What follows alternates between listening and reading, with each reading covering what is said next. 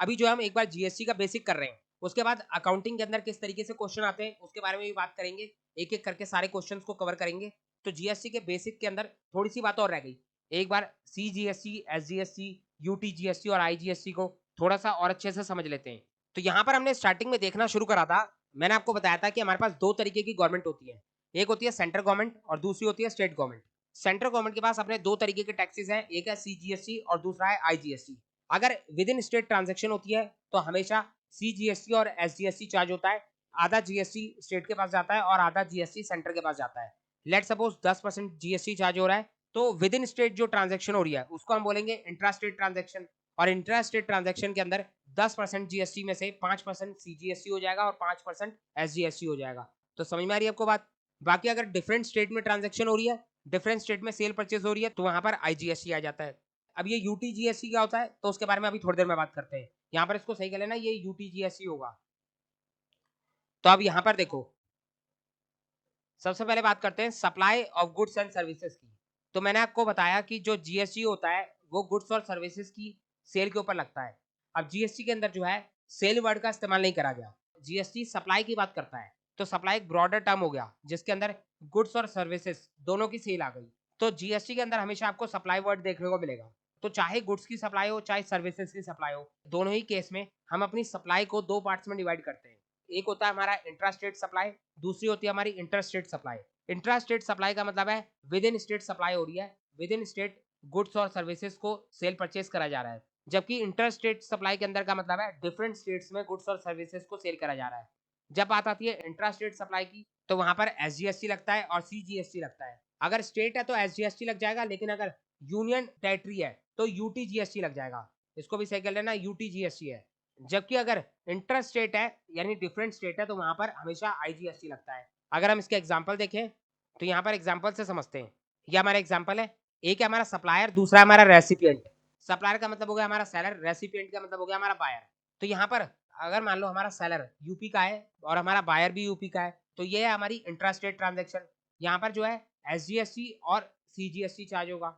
अगर जीएसटी का रेट 12% है तो 6% का एसजीएसटी चार्ज होगा और 6% का सीजीएसटी चार्ज होगा। मैंने आपको अभी बताया एसजीएसटी और सीजीएसटी दोनों इक्वली डिवाइड होता है।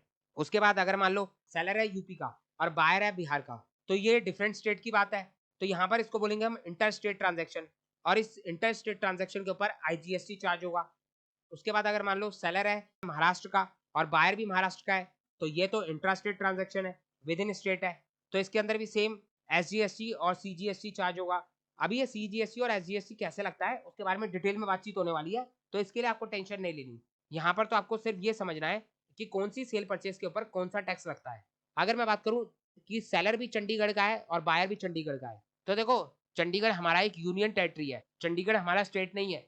अगर मैं स्टेट और यूनियन टेरिटरी की बात करूं तो पहले मैं आपको वही दिखा देता हूं।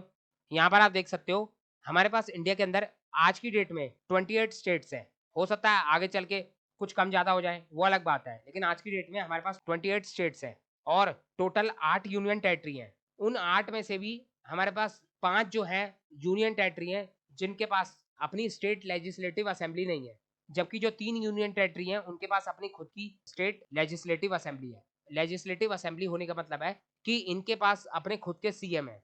जैसे कि दिल्ली के पास अपना खुद का सीएम है, दिल्ली के अंदर सीएम का इलेक्शन होता है। उसी तरह जम्मू कश्मीर के पास भी अपना खुद का सीएम है, वैसे ही पुडुचेरी के पास भी अपना खुद का सीएम है, क्योंकि इन तीनों के अंदर सीएम के इलेक्शन होते हैं। तो इसीलिए बोला जाता है कि इनके पास जो है अपनी खुद की स्टेट लेजिस्लेटिव असेंबली है, यानी विधानसभा है। लेजिस्लेटिव असेंबली का मतलब होता है विधानसभा। जबकि जो हमारे 5 यूनियन टेरिटरी हैं इनके पास अपनी खुद की कोई भी लेजिस्लेटिव असेंबली नहीं है, यानी यहाँ पर जो है कभी भी सीएम के इलेक्शन नहीं होते। इन पांचों यूनियन टेरिटरी को जो है डायरेक्टली सेंट्रल गवर्नमेंट चलाती है। ये 5 कौन कौन से हैं? पहला है हमारा अंडमान एंड निकोबार आइलैंड, दूसरा है हमारा चंडीगढ़, तीसरा है हमारा Dadar and Nagar Haveli and Daman and Diu. ये दादर एंड नगर हवेली और दमन एंड दीव पहले दो अलग अलग यूटी थे, लेकिन बाद में इन दोनों को मिलाकर एक कर दिया। उसके बाद फोर्थ है हमारा लक्षद्वीप और फिफ्थ है हमारा लद्दाख। ये 5 हमारी यूनियन टेरिटरी हैं जिसको हम बोलते हैं कि ये हमारे यूटी हैं विदाउट लेजिस्लेटिव असेंबली, जबकि ये 3 यूटी हमारे विद लेजिस्लेटिव असेंबली है। अब जो हमारा जीएसटी है वो कहता है कि ये जो 28 स्टेट है और ये जो 3 यूनियन टेरिटरी है इनको मैं एक ही मानता हूँ, क्योंकि इन सब के पास अपने अपने सीएम है, इन सब के पास अपना अपना स्टेट लेजिस्लेटिव असेंबली है। स्टेट्स के अंदर तो स्टेट लेजिस्लेटिव असेंबली होती है, लेकिन ये 3 यूटी के पास भी अपनी खुद की स्टेट लेजिस्लेटिव असेंबली है, इसीलिए इनको भी जीएसटी स्टेट ही मानता है। और अभी मैंने आपको बताया कि स्टेट के अंदर हमेशा एसजीएसटी अप्लाई होता है, तो ये 28 स्टेट और 3 यूटी, इन सब के अंदर जो है हमेशा एसजीएसटी अप्लाई होगा। लेकिन जब बात आती है इन 5 यूटी की, तो इनके अंदर जो है हमेशा यूटी जीएसटी अप्लाई होगा। अगर मान लो सेलर चंडीगढ़ का है और बायर भी चंडीगढ़ का है, तो उस केस में एसजीएसटी की जगह पर यूटी जीएसटी लगेगा। तो समझ में आ गई आपको बात। तो यहाँ पर अगर मैं बात करूँ, चंडीगढ़ हमारा यूटी है, वो भी विदाउट लेजिस्लेटिव असेंबली का, तो चंडीगढ़ का ही सेलर है और चंडीगढ़ का ही बायर है, विद इन यूटी में ही सेल परचेज हो रही है, तो ये भी हमारी एक इंट्रा स्टेट ट्रांजेक्शन है। और यहाँ पर जो है एसजीएसटी की जगह पर यूटी जीएसटी लग जाएगा। बाकी सीजीएसटी तो एज इट इज लगेगा, बस एसजीएसटी की जगह पर यूटी जीएसटी लग जाएगा। इसका मतलब है कि इस ट्रांजेक्शन का आधा पैसा तो सेंट्रल गवर्नमेंट को मिल जाएगा और आधा पैसा इस यूनियन टेरिटरी को मिल जाएगा। लेट सपोज अगर 12% जीएसटी का रेट है, तो 6% सीजीएसटी लग जाएगा और 6% यूटी जीएसटी लग जाएगा। तो समझ में आ रही है आपको बात। उसके बाद नेक्स्ट हमारा सेलर भी दिल्ली का है और बायर भी दिल्ली का है, तो दिल्ली भी हमारा यूनियन टेरिटरी है, लेकिन ये लेजिस्लेटिव असेंबली वाला यूनियन टेरिटरी है, तो दिल्ली को जो है जीएसटी स्टेट की तरह ही मानता है, तो दिल्ली हमारा स्टेट ही माना जाएगा और यहाँ पर जो है एसजीएसटी और सीजीएसटी ही चार्ज होगा। तो समझ में आ रही है बात। उसके बाद लेट सपोज यहाँ पर यूपी का हमारा सेलर है और दिल्ली का हमारा बायर है, तो यूपी हमारा स्टेट है और दिल्ली भी हमारा जीएसटी के हिसाब से तो स्टेट ही है, लेकिन यहाँ पर जो है डिफरेंट स्टेट में सेल परचेज हो रही है, तो इस केस में ये ट्रांजैक्शन हमारी इंटर स्टेट ट्रांजैक्शन है, जिसके ऊपर आईजीएसटी लगेगा। तो समझ में आ रही है बात। उसके बाद नेक्स्ट है हमारा लद्दाख। लद्दाख में हमारा सेलर है और चंडीगढ़ में हमारा बायर है। लद्दाख भी हमारा विदाउट लेजिस्लेटिव वाला यूटी है और चंडीगढ़ भी हमारा विदाउट लेजिस्लेटिव वाला यूटी है, लेकिन है तो ये दो अलग अलग यूटी, इसीलिए ये ट्रांजैक्शन हमारी इंटर स्टेट ट्रांजैक्शन कहलाएगी। ऊपर यहाँ पर देखो, जब चंडीगढ़ का ही बायर था और चंडीगढ़ का ही सेलर था, तो उस केस में इसको हमने इंट्रा स्टेट ट्रांजैक्शन बोला था कि विद इन यूटी में ट्रांजैक्शन हो रही है, तो ये इंट्रा स्टेट ट्रांजैक्शन है और इसके ऊपर सीजीएसटी और यूटी जीएसटी लगा था। लेकिन अगर मान लो अलग अलग यूटी में भी ट्रांजैक्शन हो रही है, तो उसको इंटर स्टेट ट्रांजैक्शन बोलते हैं और वहां पर जो है आईजीएसटी ही लगता है। तो समझ में आ रही है बात। तो कहां पर किस ट्रांजैक्शन पे कौन सा टैक्स लगता है, आपको समझ में आ गया। अब देखो, एक बात और समझनी है कि यहाँ पर जो है रिवेन्यू का डिस्ट्रीब्यूशन कैसे होता है। अगर हम बात करें यूपी टू यूपी में सेल हो रही है, तो यहाँ पर हमारा सेलर भी यूपी का है और बायर भी यूपी का है। लेट सपोज जीएसटी का रेट है 12%, तो 6% जीएसटी जो है वो स्टेट को मिल जाएगा, यानी यूपी गवर्नमेंट को मिल जाएगा, और 6% जीएसटी जो है सेंट्रल गवर्नमेंट को मिल जाएगा। तो एसजीएसटी और सीजीएसटी के अंदर जीएसटी के रेट को इक्वली डिवाइड कर दिया जाता है। 12% है तो 6% कर दिया जाएगा, 18% है तो 9% कर दिया जाएगा। उसके बाद अगर मैं यूपी टू बिहार की बात करूं, यूपी का सेलर है और बिहार का बायर है, तो उस केस में आईजीएसटी लगेगा। अब ये जो आईजीएसटी है, ये सेंट्रल गवर्नमेंट का टैक्स है, यानी ये जो आईजीएसटी का पैसा है ये जाएगा डायरेक्टली सेंट्रल गवर्नमेंट के पास, और फिर सेंट्रल गवर्नमेंट जो है इसमें से 50% पैसा बिहार गवर्नमेंट को दे देगी। जीएसटी जो है वो हमारा एक डेस्टिनेशन बेस्ड टैक्स है। अगर मैं आपको जीएसटी की डेफिनेशन दिखाऊं, तो यहाँ पर आप देख सकते हो जीएसटी जो है वो हमारा एक डेस्टिनेशन बेस्ड टैक्स है। GST is a destination based tax. Destination based tax का मतलब है कि जिस जगह पर, जिस स्टेट में गुड्स की डेस्टिनेशन होगी, उस स्टेट गवर्नमेंट को टैक्स का रेवेन्यू मिलेगा। यहाँ पर एग्जांपल से देखो, ये हमारा सप्लायर और ये हमारा रेसिपिएंट। सप्लायर का मतलब हो गया हमारा सेलर और रेसिपिएंट का मतलब हो गया हमारा बायर। तो जो सेलर है वो यूपी का है और जो बायर है वो भी यूपी का है, तो इसका मतलब है कि ये हमारी इंट्रा स्टेट ट्रांजैक्शन है। तो अब यहाँ पर कौन सा टैक्स लगेगा, यहाँ पर लगेगा एसजीएसटी और सीजीएसटी। एसजीएसटी का पैसा किसको मिलेगा, वो मिलेगा यूपी गवर्नमेंट को, और सीजीएसटी का पैसा किसको मिलेगा, वो तो सेंट्रल गवर्नमेंट को ही मिलेगा। यहाँ पे यूपी एंड सेंट्रल गवर्नमेंट लिख लेना। 50% पैसा जो है वो सेंट्रल गवर्नमेंट को मिलेगा और 50% जो है वो यूपी गवर्नमेंट को मिलेगा। अगर 12% जीएसटी का रेट है, तो 6% गया एसजीएसटी के अंदर और 6% गया सीजीएसटी के अंदर। तो समझ में आ रही है आपको बात। लेकिन अगर मान लो सेलर जो है वो यूपी का है और बायर जो है वो बिहार का है, तो ये हमारी इंटर स्टेट ट्रांजैक्शन हो गई। तो अब इस केस में अप्लाई होगा destination based tax. Destination based tax का मतलब है कि जिस स्टेट में या जिस यूटी के अंदर गुड्स का डेस्टिनेशन होगा, यानी गुड्स जहां पर पहुंच रहा है, जहां पर गुड्स का बायर है, उस स्टेट की गवर्नमेंट को जीएसटी का रेवेन्यू रिसीव होगा। यहाँ पर डेस्टिनेशन स्टेट है बिहार, गुड्स जो है वो यूपी से चला और बिहार में पहुंचा, तो डेस्टिनेशन बिहार है, इसीलिए जो है बिहार गवर्नमेंट को इस आईजीएसटी में से उसका शेयर मिलेगा। ये इंटर स्टेट ट्रांजैक्शन है, तो यहाँ पर आईजीएसटी लगेगा। अगर मान लो लेट सपोज जीएसटी का रेट है 12%, तो सामान सेल करने के ऊपर 12% का आईजीएसटी लगेगा। तो आईजीएसटी का पैसा सारा का सारा सेंट्रल गवर्नमेंट के पास चले जाता है, और फिर जो है सेंट्रल गवर्नमेंट उस आईजीएसटी में से 50% खुद रख लेती है और 50% डेस्टिनेशन वाले स्टेट को ट्रांसफर कर देती है। तो समझ में आ रही है आपको बात? तो इसीलिए कहा जाता है कि जीएसटी हमारा एक डेस्टिनेशन बेस्ड टैक्स है। अगर हम वापस वहीं चले तो यहाँ पर अगर हम देखें, यूपी का सेलर है और बिहार का बायर है, तो आईजीएसटी लगेगा, सेंट्रल गवर्नमेंट के पास आईजीएसटी आ जाएगा। फिर उस आईजीएसटी में से सेंट्रल गवर्नमेंट जो है 50% रेवेन्यू खुद रख लेगी और 50% रेवेन्यू जो है बिहार गवर्नमेंट को दे देगी। उसके बाद अगर मैं महाराष्ट्र टू महाराष्ट्र की बात करूं तो ये हमारी इंट्रास्टेट ट्रांजैक्शन है, तो यहाँ पर तो कोई कंफ्यूजन नहीं है, एसजीएसटी और सीजीएसटी लगेगा। 50% टैक्स जो है वो महाराष्ट्र गवर्नमेंट के पास जाएगा और 50% टैक्स जो है वो सेंट्रल गवर्नमेंट के पास जाएगा। तो समझ में आ रही है बात? उसके बाद अगर बात करें चंडीगढ़ टू चंडीगढ़, तो ये भी हमारी इंट्रास्टेट ट्रांजैक्शन है, भले यूटी हो लेकिन ट्रांजैक्शन तो विद इन यूटी के अंदर हो रही है, तो एसजीएसटी की जगह पर यूटीजीएसटी लग जाएगा। बाकी रेवेन्यू का डिस्ट्रीब्यूशन सेम ही है, 50% जो है वो सेंट्रल गवर्नमेंट रख लेगी और 50% जो है चंडीगढ़ को मिल जाएगा। उसके बाद दिल्ली टू दिल्ली, तो दिल्ली भी हमारा स्टेट ही माना जाता है, तो यहाँ पर एसजीएसटी ही चार्ज होगा। 50% टैक्स जो है वो दिल्ली गवर्नमेंट के पास जाएगा और 50% टैक्स जो है वो सेंट्रल गवर्नमेंट के पास जाएगा। उसके बाद यूपी टू दिल्ली की बात करें तो ये इंटरस्टेट ट्रांजैक्शन हो गई, इसमें लगेगा आईजीएसटी। आईजीएसटी का पैसा जाएगा सेंट्रल गवर्नमेंट के पास, फिर सेंट्रल गवर्नमेंट जो है उसमें से 50% पैसा खुद रख लेगी और 50% पैसा जो है वो डेस्टिनेशन वाले स्टेट को दे देगी, यानी दिल्ली गवर्नमेंट को दे देगी। तो समझ में आ रही है बात? उसके बाद अगर बात करें लद्दाख टू चंडीगढ़, तो लद्दाख हमारा यूटी है और चंडीगढ़ भी हमारा यूटी है, लेकिन ये दोनों अलग अलग यूटी हैं, तो यहाँ पर जो है इंटर स्टेट ट्रांजेक्शन हो रही है, तो इसीलिए जो है आईजीएसटी लगेगा। अब इस आईजीएसटी के अंदर 50% रेवेन्यू जो है वो सेंट्रल गवर्नमेंट अपने पास रख लेगी और 50% रेवेन्यू जो है चंडीगढ़ को मिल जाएगा। तो समझ में आ रही है बात? तो हमारा जीएसटी का बेसिक लगभग कंप्लीट हो गया, थोड़ी सी बात और रह गई, उसको फटाफट देख लेते हैं और फिर चलेंगे हम अपने अकाउंटिंग के जीएसटी वाले प्रैक्टिकल क्वेश्चन के ऊपर। यहाँ पर अगर मैं जीएसटी की बात करूं तो जीएसटी हमारा एक लॉ है, लॉ का मतलब क्या होता है? कानून। तो जीएसटी हमारा एक लॉ है, लॉ के अंदर भी एक्ट होता है, रूल्स होते हैं, बहुत सारी बातें होती है, वो सब आप अपने बिजनेस लॉ वाले सब्जेक्ट के अंदर पढ़ोगे। अकाउंट्स के अंदर तो आप जीएसटी लॉ बोल लो, जीएसटी एक्ट बोल लो, एक ही बात है, उससे कोई फर्क नहीं पड़ता। तो इंडिया के अंदर जो है टोटल 35 जीएसटी एक्ट है। बोला तो ये जाता है कि इंडिया के अंदर सिर्फ एक जीएसटी है, वन नेशन वन टैक्स है, लेकिन एक्चुअल में इंडिया के अंदर टोटल 35 जीएसटी है।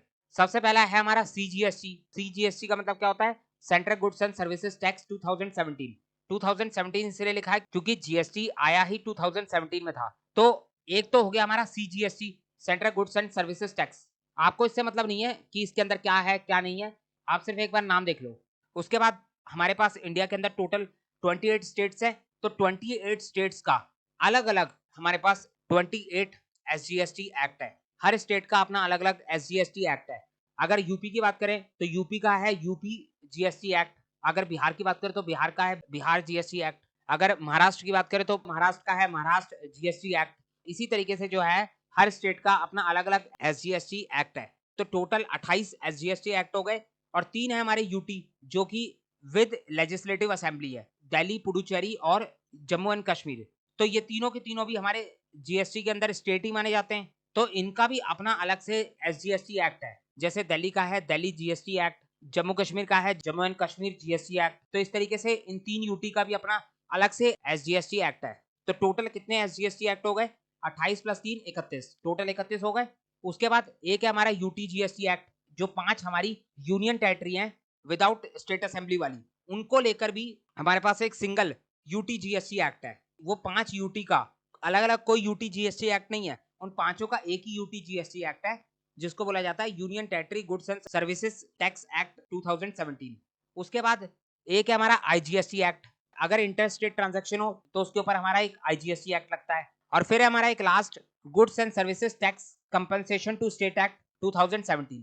अब ये क्या होता है? तो जब इंडिया के अंदर 2017 में जीएसटी को लाना था, तो उस समय पर जो है सेंट्रल गवर्नमेंट को जीएसटी लाने में बहुत सारी प्रॉब्लम आ रही थी। सबसे बड़ी प्रॉब्लम तो ये थी कि जीएसटी की वजह से स्टेट गवर्नमेंट का रेवेन्यू खत्म हो रहा था, क्योंकि जीएसटी आने की वजह से स्टेट के बहुत सारे टैक्सेस खत्म हो रहे थे। तो जो अलग अलग स्टेट्स की गवर्नमेंट थी उन्होंने जीएसटी को अपोज करा, तो फिर वहां पर जो है सेंट्रल गवर्नमेंट ने सभी स्टेट्स को ये प्रॉमिस करा कि जीएसटी की वजह से किसी भी स्टेट का कोई भी रेवेन्यू लॉस नहीं होगा।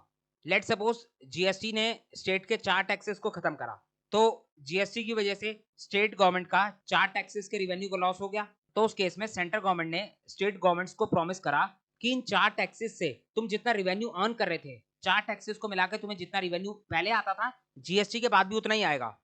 और अगर कम पड़ गया, बाई चांस तुम्हारा रेवेन्यू कम हो गया, तो उस केस में सेंट्रल गवर्नमेंट जो है स्टेट गवर्नमेंट को कंपनसेट कर देगी। जितना भी उसका लॉस होगा, उस लॉस को सेंट्रल गवर्नमेंट कंपनसेट कर देगी। तो इसीलिए जो है यहाँ पर एक एक्ट बनाया गया जिसका नाम रखा गया goods and services compensation to states. States को इस एक्ट के अकॉर्डिंग कंपनसेशन दिया जाएगा।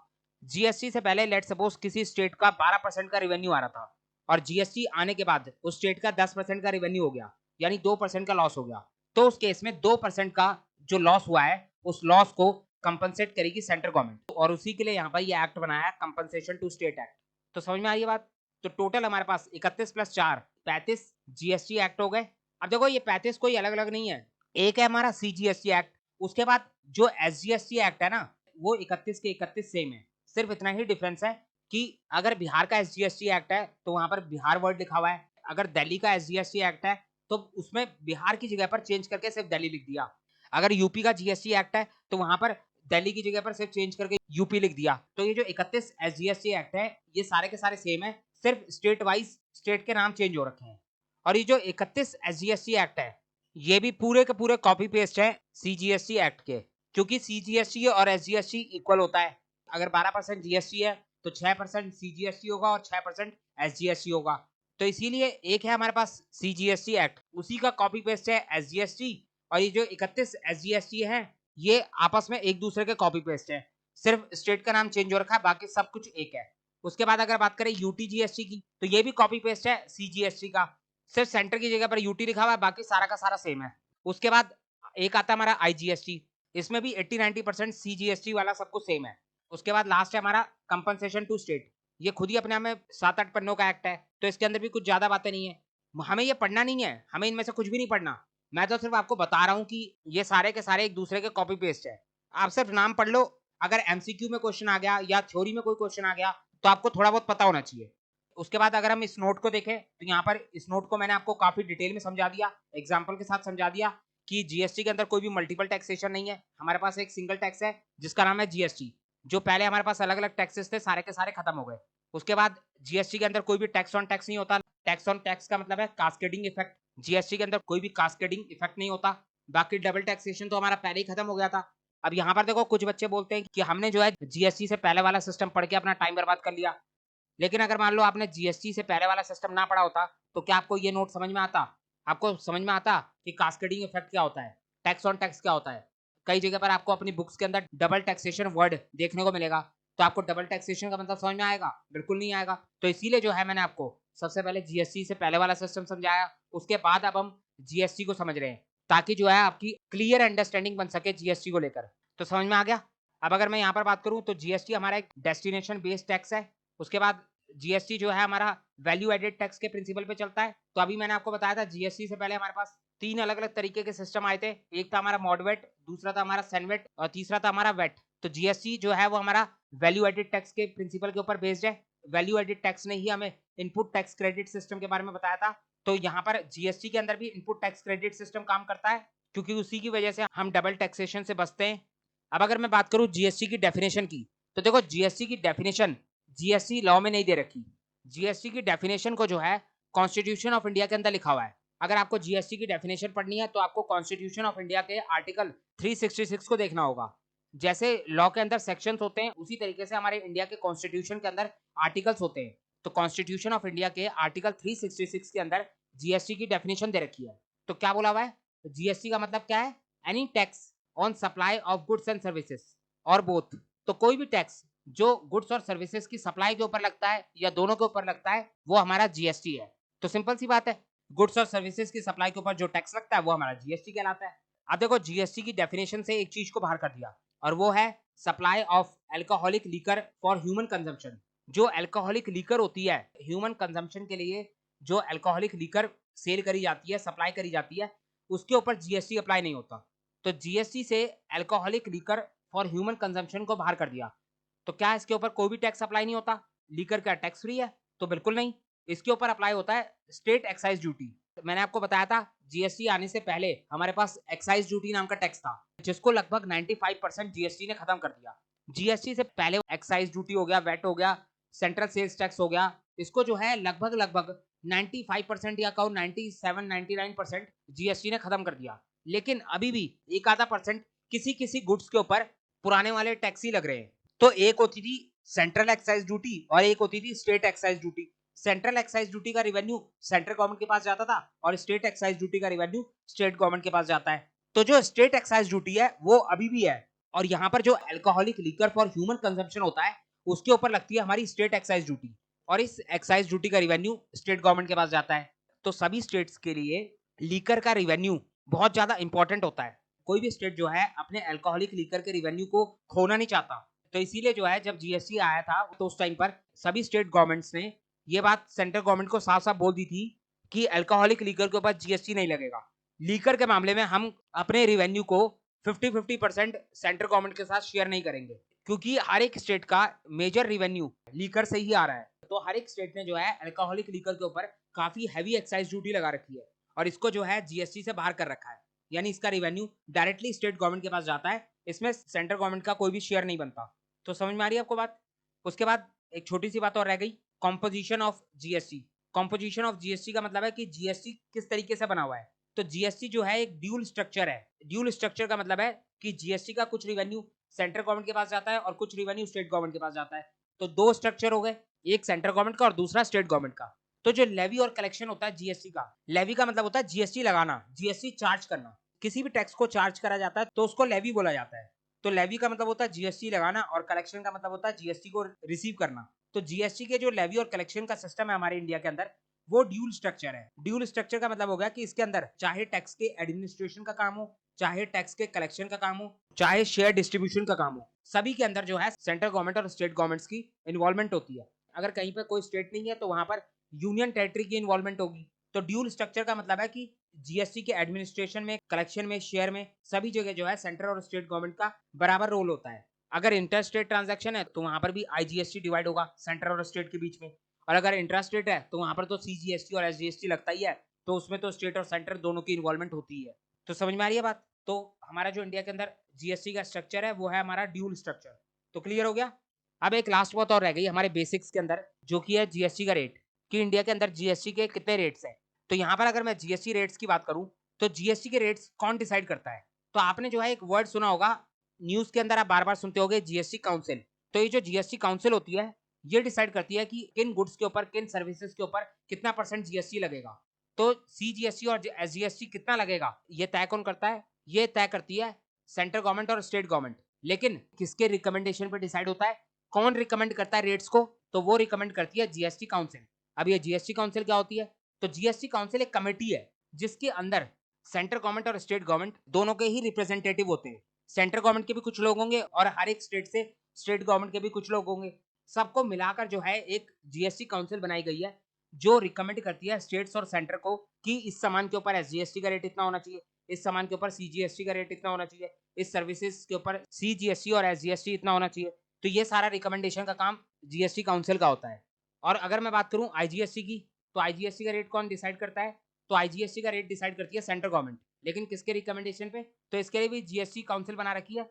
जीएसटी काउंसिल जो है सेंट्रल गवर्नमेंट को रिकमेंड करेगी रेट्स, उसके बाद सेंट्रल गवर्नमेंट जो है डिसाइड करेगी कि इतना आईजीएसटी लगाना है। तो सीजीएसटी और एसजीएसटी के केस में जीएसटी काउंसिल जो है स्टेट और सेंटर दोनों गवर्नमेंट को रिकमेंड करती है, और उसके बाद स्टेट और सेंटर मिलकर डिसाइड करते हैं कि कितना सीजीएसटी और कितना एसजीएसटी होगा। लेकिन आईजीएसटी के केस में जीएसटी काउंसिल सिर्फ सेंट्रल गवर्नमेंट को रिकमेंड करती है, क्योंकि आईजीएसटी हमारा सेंट्रल गवर्नमेंट का टैक्स है। तो समझ में आई है बात। उसके बाद अगर मैं पीक रेट की बात करूं कि हाईएस्ट रेट कितना है सीजीएसटी और एसजीएसटी का, तो ये रेट जो है लॉ के अंदर लिखा हुआ है। लॉ का मतलब होगा जीएसटी एक्ट के अंदर लिखा हुआ है। अभी ये रेट अप्लाई नहीं हुआ, अभी तक प्रैक्टिकली ये रेट अप्लाई नहीं हुआ, लेकिन मैक्सिमम इतना रेट गवर्नमेंट कर सकती है, इस बात को जीएसटी लॉ के अंदर लिख दिया गया है। अगर पीक रेट की बात करूं तो सीजीएसटी और आईजीएसटी का पीक रेट बता रखा है। सीजीएसटी का जो रेट होगा वही एसजीएसटी का भी होगा। तो कितना रेट है, 20% सीजीएसटी का और 40% आईजीएसटी का। 20% सीजीएसटी का मतलब होगा कि 20% एसजीएसटी का भी होगा, तो टोटल में आके तो 40% हो गया। वहीं अगर मैं बात करूं आईजीएसटी की, तो आईजीएसटी 40% हो गया। लेकिन अभी तक प्रैक्टिकली किसी भी गुड्स और सर्विसेज के ऊपर इतना हाई रेट अप्लाई नहीं होता। अभी अगर मैं प्रेजेंट रेट की बात करूं कि आज की डेट में कितना कितना परसेंट जीएसटी का रेट है, तो यहाँ पर आप ये टेबल देख सकते हो जीएसटी का रेट गुड्स के ऊपर अलग है और सर्विसेज के ऊपर अलग है। यहाँ पर इसको सर्विसेज कर लेना, ये सर्विसेज का रेट है। तो गुड्स के ऊपर जो रेट है वो है हमारा 0.5%, 3%, 5%, 12%, 18% और 28%। और जो सर्विसेज के ऊपर रेट है वो है 1.5%, 5%, 7.5%, 12%, 18% और 28%। तो ये सब गुड्स और सर्विसेज के अलग अलग जीएसटी रेट्स है।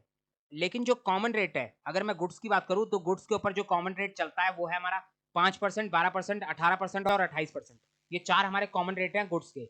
उसी तरीके से सर्विसेज के केस में भी यही 5, 12, 18 और 28 हमारे कॉमन रेट हैं जो ज्यादातर गुड्स और सर्विसेज के ऊपर लगते हैं। बाकी हर एक गुड्स और हर एक सर्विसेज के ऊपर अलग अलग जीएसटी रेट है, वो तो आप सबको पता ही है।